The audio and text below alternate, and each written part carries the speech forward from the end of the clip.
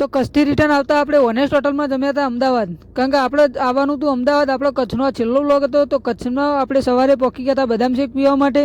આપણે ચા નહોતો પીધો, આપણે સીધો બદામ શેક પીધો હતો, કારણ કે આપણે ઉઠ્યા હતા 10 વાગે. 11 વાગે આપણે નીકળવાનું હતું અમદાવાદ જવા માટે.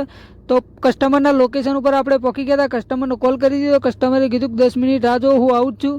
કસ્ટમરને લઈને પિકઅપ કરીને પછી આપણે નીકળી ગયા. પહેલાં ગાડીની ટંકી ફૂલ કરાવી દીધી. ટંકી ફૂલ કરાવ્યા બાદ આ તો ગાંધીધામ હાઈવે. આ ગાંધીધામ હાઈવેથી આપણે નીકળવાનું હતું. 400 કિલોમીટરનો સફર આપણો બાકી હતો. પછી આપણે પી લીધો શેરડીનો રસ, કારણ કે શેરડીનો રસ આપણે તાજો બનાવરાય એના પછી પીધો હતો. શેરડીનો રસ 2 ગ્લાસ આપણે પી લીધો. કસ્ટમરને શેરડીનો રસ પીવડાવી દીધો. પછી આપણે પહોંચી ગયા હળવદ. હળવદ એક હોટલે આપણે ઊભા રહ્યા હતા ચા નાસ્તો કરવા માટે, કારણ કે આપણે ખાવાનું અમદાવાદ ઓનેસ્ટ હોટલે હતું. કસ્ટમરે એવું કીધું હતું, એટલા માટે આપણે અહીંયાથી ચા પાણી કરીને નીકળી ગયા અને આવી ગયા સાણંદ. સાણંદ આવીને આપણે પહેલાં ઓનેસ્ટ હોટલમાં જમી લીધું. પછી કસ્ટમરને એમના ઘરે છોડીને આપણે આપણા ઘરે જતા રહ્યા હતા. ચલો બાય.